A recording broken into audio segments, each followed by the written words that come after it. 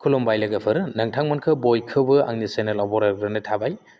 आसा खालामो नोंथांमोना भिडिअखौ जोबजासिम नायलांगोन आरो सोरबाफोर आंनि चेनेलाव गोदानै फैदोंब्ला दासिमबो जुदि आंनि चेनेलखौ साबस्क्राइब खालामाखैब्ला अन्नानै चेनेलखौ साबस्क्राइब खालामनानै हो, लोगोसे लाइक आरो शेयारबो खालामना हो लोगोफोर। नोंथांमोना पिएम किसाननि जि फैसा 22 इनस्टलमेन्टनि जि फैसा, बे फैसाखौ माब्ला मोननो हागोन, लोगोसे नोंथांमोना बे पिएम किसाननि फैसाखौ मोननो थाखाय आरो मा मा खामानि मावनांगोन आरो बेजों लोगोसे पिएम किसाननि फैसाखौ गोबाङानो सिगांनिफ्राय मोनबोनो हायाखै दे लोगोफोर, आरो गोबांनियानो दानजादों लोगोफोर। बेनि सायाव दिनै आं नोंथांमोननो फोरमायगोन आरो लोगोफोर। दा नोंथांमोना पिएम किसाननि जि 22 इनस्टलमेन्टनि जि फैसा, बे फैसाखौ नैबे फेब्रुवारिनि लास्टहालागैनो मोनहैनो हागौ आरो लोगोफोर। माने सिगांनि जि फैसा सोनायनि डेटखौ नायोब्ला नोंथांमोना नुनो मोनगोन बेवहाय मास मोनथामजों खनसे बोसोराव खनथाम फैसाखौ सोनाय जायो आरो लोगोफोर। बेवहाय 2000 खरै नोंथांमोननो फैसाखौ सोहरनाय जायो आरो पिएम किसाननि फैसाखौ। बेखौ नायोब्ला नोंथांमोना नुनो मोनगोन पिएम किसाननि जि फैसा, बे 22 इनस्टलमेन्ट जि फैसा, बियो नैबे फेब्रुवारि मान्थआवनो नोंथांमोना मोननो हागौ आरो लोगोफोर। नाथाय बेवहाय गोबां ससियेल मिडियायाव बेयो गोसारबाय दं, बेनि जेबो फिक्स डेट गैथ'आ लोगोफोर। बेवहाय जेबो फिक्स डेट आपडेट होथ'वाखै लोगोफोर। जेब्ला फिक्स डेट आपडेट होगोन अब्ला आं नोंथांमोननो फोरमायबावगोन लोगोफोर। बेवहाय नोंथांमोना हमनानै लानो हायो नोंथांमोननि जि पिएम किसाननि जि 22 इनस्टलमेन्टनि जि फैसा, बे फैसाखौ नोंथांमोना नैबे फेब्रुवारियावनो मोनहैनो हागौ आरो लोगोफोर। फेब्रुवारि मासावनो नोंथांमोना मोनहैनो हागौ आरो लोगोफोर।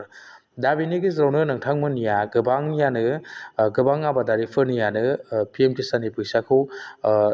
किसाननि फैसानिफ्राय नोंथांमोना दानजादों आरो लोगोफोर। बेजों लोगोसे गोबांनानो पिएम किसाननि फैसाया हाबाखै आरो। बेवहाय 22 इनस्टलमेन्ट आरो 20 इनस्टलमेन्ट, बे मोननै इनस्टलमेन्टआ नोंथांमोननिया फैसाया हाबाखै आरो लोगोफोर। दा बेवहाय नोंथांमोननिया मानि थाखाय हाबाखै लोगोफोर, बेखौबो आं नोंथांमोननो फोरमायखानोसै। बिथांमोना बेवहाय गाइडलाइन्स मोनसे फोसावनानै होखादों लोगोफोर। बेवहाय नोंथांमोननि जुदि न'खराव सोरबा जुदि मोनखानाय दङब्ला नोंथांमोना 2-3 बे हा मोनसेजोंनो, लेन्ड हल्डिं मोनसेजोंनो नोंथांमोना पिएम किसाननि फैसाखौ मोननाय नङा होननानै लोगोफोर। नाथाय गोबाङानो बे बाथ्राखौ मिथिगौ, अब्लाबो गोबां न'खरावनो मोनसे हायावनो 2-3 पिएम किसाननि फैसाबो मोनबोदों लोगोफोर। सोरनियाबा न'खराव बेवहाय मोनसे हाजोंनो 2-3 पिएम किसाननि फैसा मोनबोदों, माने मोनसे लेन्ड हल्डिंजोंनो दे लोगोफोर। अब्लानिया बेसेबां सैथो? दा पिएम किसाननि फैसाखौ मोननो थाखाय जुदि मोनसेल' लेन्ड हल्डिं नांगौब्ला, नाथाय गोबांनियानो मोनसेल' लेन्ड हल्डिंजोंबो सोरनिबा बायदि न'खरनिया 2-3 2-3 पिएम किसाननि फैसाखौ मोनबोदों लोगोफोर। दा बेवहाय गोबांनियानो दानजादोंबो आरो गोबांनियानो मोनसेल' लेन्ड हल्डिं होदोंब्लाबो बिथांमोननिया बे पिएम किसाननि फैसाया दानजादों आरो लोगोफोर, 20 इनस्टलमेन्ट आरो 21 इनस्टलमेन्टआ। दा बेनि थाखायनो बिथांमोना मोनसे गोदान आपडेट लानानै फैदों आरो लोगोफोर। नोंथांमोननो मोनसे आपडेट खालामनानै होदों दि नोंथांमोननि जि थाबथानानै थानाय फैसाखौ मोनफिननो थाखाय बा लेन्ड हल्डिंखौ नोंथांमोना कारेक्सन खालामफिननो हानायनि थाखाय बिथांमोना मोनसे आपडेट लाबोदों आरो लोगोफोर। नैबेवहाय नोंथांमोना नायनानै लाबानो जाबाय लोगोफोर। नैबेवहाय दं दै, आगदाखै खनायाव निउ लिरनाय दंना, आपडेट मिसिं इनफरमेसन। बेवहाय नोंथांमोना क्लिक खालामोब्लानो नोंथांमोननि जि लेन्ड हल्डिंनि जि प्रब्लेम आरो नोंथांमोननि न'खराव जुदि रावबो जुदि गांसेल' लेन्ड हल्डिंजोंबो नोंथांमोना जुदि पिएम किसाननि फैसाखौ मोनाखै, 20 इनस्टलमेन्ट आरो 21 इनस्टलमेन्ट गासिबो थाबथानानै दङब्ला नोंथांमोना नैबेवहाय कारेक्सन खालामनानै लानो हागोन आरो लोगोफोर दै। आं बेखौ नोंथांमोननो क्लिक खालामनानै दिन्थिनि लोगोफोर। नैबेवहाय क्लिक खालामनोसै। क्लिक खालामखांनायनि उनाव नोंथांमोनाव बेफोरबायदि मोनसे इन्टारफेस श' जासिगोन दानिया।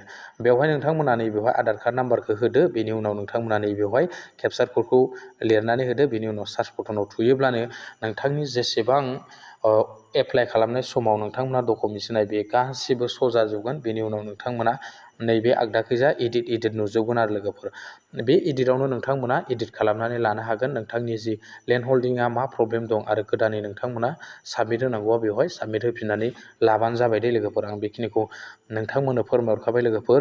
नोंथांमोना बे खामानिखौ मावनानै लायोब्लानो नोंथांमोना नैबे 20 इनस्टलमेन्ट आरो 21 इनस्टलमेन्ट लोगोसे 22 इनस्टलमेन्ट खेबसेनो नोंथांमोना 6,000 फैसा नोंथांमोना मोननो हागोन आरो जाय बिथांमोना मोनथाम इनस्टलमेन्ट थाबथाबाय आरो जाय बिथांमोना मोननै थाबथाबाय जाय बिथांमोना मोनसे थाबथाबाय बिथांमोननिया बेबायदि फैसाखौ मोनबाय थागोन आरो लोगोफोर नोंथांमोना बे खामानिखौ थाबैनो मावनानै ला गोबाव खालामनांला जोंहा नैबे फेब्रुवारिनि जोबनाय लोगो लोगोनो नोंथांमोना PM किसाननि जि 22 इनस्टलमेन्ट फैसा बे फैसाखौ मोननो थांगासिनो दं दे लोगोफोर थेंक इउ दिनै भिडिअ एसेनोसै लोगोफोर